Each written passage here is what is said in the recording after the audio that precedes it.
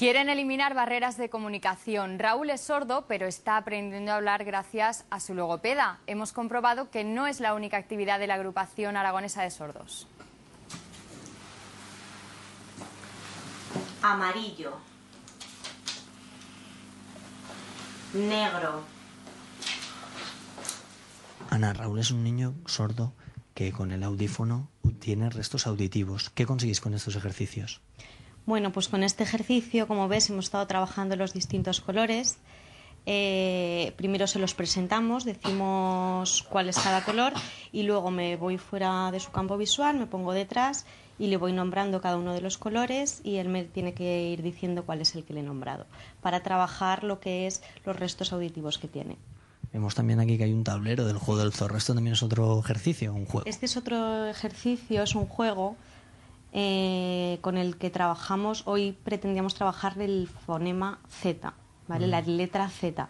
Entonces el juego del zorro tiene una serie de casillas que tienen todas la letra Z y entonces en cada una en las que va cayendo pues tiene que decir la palabra que es. 1. Azúcar. Muy bien. 1.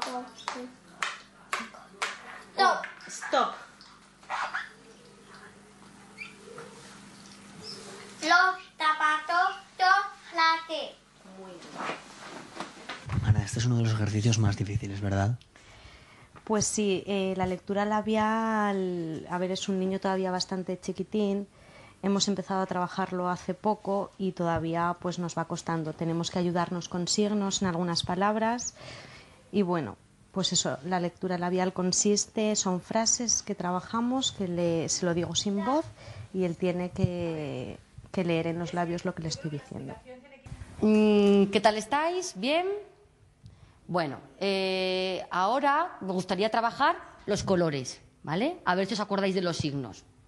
Ese color, blanco, muy bien. Estamos en clase de lenguaje de sordos. ¿Por qué se interesó por este lenguaje? Pues mira, el Centro de Formación del Ayuntamiento periódicamente saca unos cursos a los que voluntariamente nos apuntamos fuera del horario de trabajo. Entonces, todos somos funcionarios del Ayuntamiento, cada uno estamos en distintas secciones o departamentos del Ayuntamiento y siempre nos encontramos con algo, no es muy frecuente, pero en ocasiones nos encontramos con personas que tienen problemas pues, para expresarse, para comunicarse con nosotros. Entonces, esto nos enriquece a nosotros mismos porque nos permite comunicarnos mejor con el ciudadano y a la vez pues también nos permite comprender cuáles son las limitaciones que tienen este colectivo, que la verdad es que está bastante abandonado. Y esto desde fuera parece bastante complicado. ¿Es difícil? Es muy difícil porque el lenguaje de signos no solamente son las manos, es que es la expresión, es la cara, es el gesto, es la inclinación del cuerpo y además la estructura es totalmente diferente. O sea, digamos que ellos piensan diferente que nosotros. La estructura de nosotros hacemos sujeto, verbo, predicados, ellos le dan la vuelta, es totalmente diferente, no tiene nada que ver. Ahora que no nos ven, dime cómo está el nivel de la clase.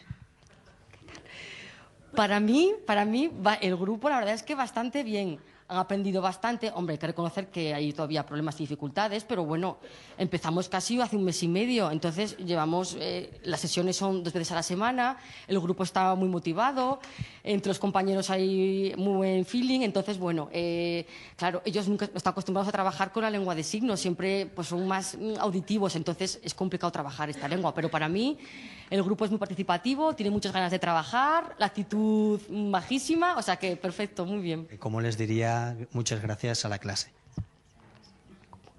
Mira. Gracias. A ver, otra vez. Muy bien. Vale, perfecto. Venga.